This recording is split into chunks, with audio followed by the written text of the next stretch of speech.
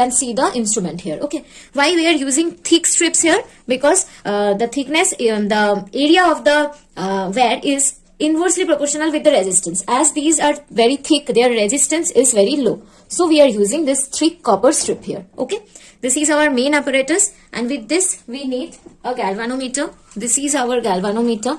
When current passes through the galvanometer, this galvanometer shows deflection. Okay, and this is our key.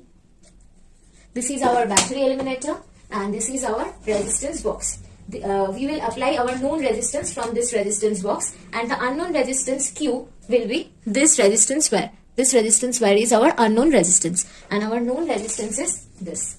This is our apparatus. We need this. Now we will make the circuit. Now we will make the circuit. According to the circuit diagram, the positive end of the battery will be connected to the left end of the meter bridge. So we are connecting this.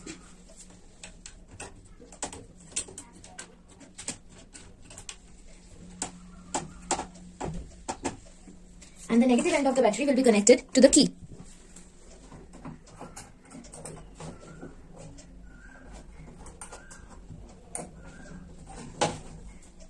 And the other end of the key will be connected to the right end of the meter bridge.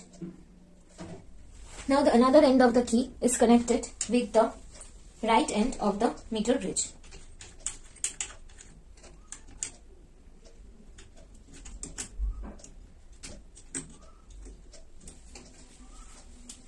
We will connect the resistance P in this gap, and we will connect the resistance Q in this gap. Between P and Q, we will connect the positive end of the galvanometer. We are connecting the positive end of the galvanometer with the junction P and Q.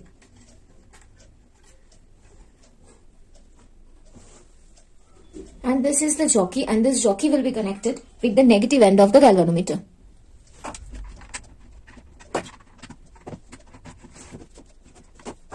This is our known resistance. This resistance box is our known resistance. We will use it as P, and this P will be connected at this gap.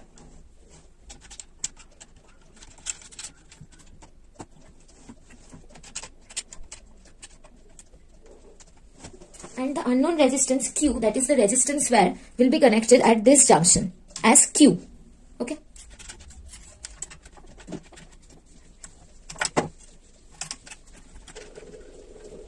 Circuit is complete. The positive end of the battery is connected with the left end of the meter bridge, and the negative end of the battery is connected with one end of the key, and another end of the key is connected with the right end of the meter bridge. And the resistance P is connected at this junction, and the unknown resistance Q is connected at this junction. And the positive end of the galvanometer is connected in between P and Q, and the negative end of the galvanometer is connected with the jockey. Now our circuit is ready. Now we have to check whether the circuit is working properly or not. Now to check that whether the circuit is working properly or not, we have to connect the jockey both sides, and we have to see whether the galvanometer is deflected in both sides or not. I think you can see the deflection of the galvanometer from here, so I am giving you a close view where you can see the deflection of the galvanometer properly. Now you can see the galvanometer here is deflected in left side, and here the galvanometer is deflected in the right side. When we are connecting the jockey here, the galvanometer is deflected in the left side, and when we are connecting the galvanometer here, the galvanometer is deflected in the right side. That means the circuit is absolutely okay. Now we can take readings.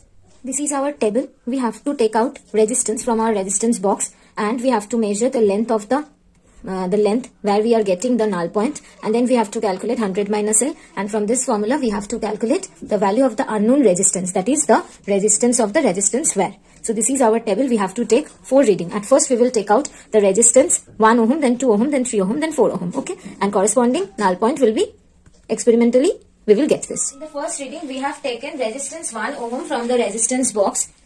Okay, and for this 1 ohm we will calculate the null point. We are connecting the key here, and we are trying to get the null point. Here we can see the deflection is in the left direction, and here the deflection in the right direction. So in between null point will be there, and here we are getting the null point. See, the deflection is 0. Okay, now we have to measure the length where the null point is there. This is 40.2. At 40.2 the null point is there. Okay, So for resistance R 1 ohm, the L is 40.2. Hence for 1 ohm resistance, the length is 40.2. Okay. Now we will take the resistance 2 ohm. Here we are taking the resistance 2 ohm and we will calculate the null point for this. See, in the galvanometer, left deflection is there and right deflection is there. So we will get deflection 0 in between this. So here we are getting 0 deflection. See, we are getting 0 deflection. And we have to take the length from here. This is 54.4. The length is 54.4. So 2 ohm resistance, the length is 54.4. Now the third reading, we are taking 3 ohm resistance from the resistance box. Here 2 plus 1, 3 ohm resistance we have taken from the resistance box. Now we are trying to get the null point. We are getting left deflection here, still left deflection. See, here we are getting 0 deflection. Okay. Now we have to take, here we are getting 0 deflection. Now we have to take the length. This is 62.5. And then we will take the resistance 4. Okay. We have taken resistance 3. This is 62.5. This is the length of the null point. Now we have taken 4 ohm resistance from the resistance box and we are trying to get the null point. So here we are getting left deflection.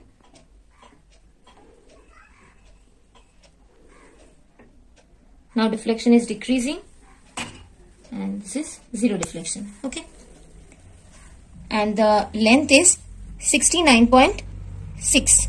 Okay. For 4 ohm resistance, this is 69.6. Now we have already taken the reading. We have to calculate these two columns. And then from there we can calculate the unknown resistance X. That is the resistance of the resistance wire. Now we have calculated the value of 100 minus L and the value of X using this formula.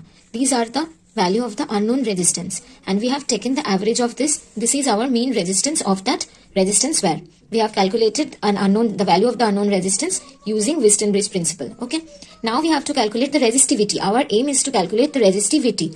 So this is the formula of the resistance and this is the formula of the resistivity. Rho is known as the resistivity.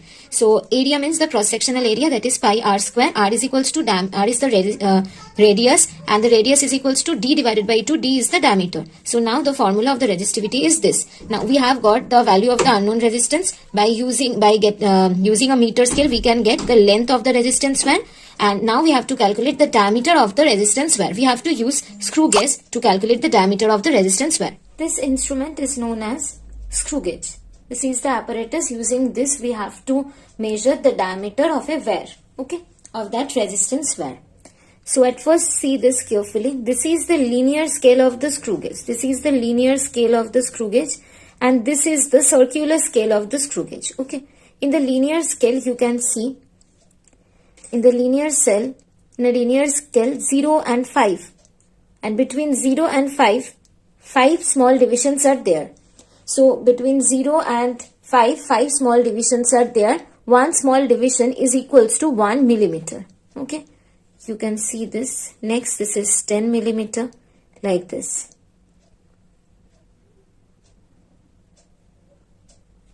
Okay. One smallest division in the linear scale is equals to 1 millimeter. The line of the linear scale and the 0 mark of the circular scale are coinciding with each other. Right? I hope you can see this. The line of the linear scale is coinciding with the 0 mark of the circular scale. Right? Now I am rotating the circular scale. After one complete rotation, we can see the line 1 millimeter, right? For one complete rotation of the circular scale, the linear displacement of the circular scale is 1 millimeter. So the pitch is 1 millimeter and the number of circular scale division in this screw gauge is 100. So the least count is 1 millimeter divided by 100. This is the least count, 0.01 millimeter. Now we have to see whether error is there or not. When we are completely closing this, if the 0 of the circular scale is above the line of the linear scale, then this is known as negative zero error. If it is this position, the zero of the circular scale is below the line of the linear scale, then this is positive zero error. If the zero is exactly coinciding with if the zero is exactly coinciding like this, it is exactly coinciding with the linear scale line, then it is zero error. No error is there. If the zero is above the linear scale line, then it is negative zero error. If the zero is below the linear scale line, then it is positive zero error. In our instrument, let's close the instrument. Here we will get one sound, then we will understand it is completely closed. I hope you are getting the sound. Again I am doing. It is closed. Now you can see the zero mark is above the linear scale line. So here negative zero error is there. Okay. And how much error is there? It is coinciding with, here the linear scale line is coinciding with the 6th division of the circular scale line. I'm trying to focus it so that you can understand. See. Okay. Now we will calculate the error. It is negative zero error and the value is 6. So this is negative zero error and the value is 6. 6 into the least count. So the error value is minus 0.06 millimeter. Here we are getting the minus sign, as this is negative zero error. We are putting this minus sign here. Now we have to calculate the diameter of our resistance wire. Here this is our resistance wire and it is kept here and it is closed. Okay. So here we can see in the linear scale only the zero line is there. So the linear scale reading is 0. And the circular scale reading we can see this is 0, this is 10, this is 20, this is 30, and this 30 line is actually coinciding with the linear scale line.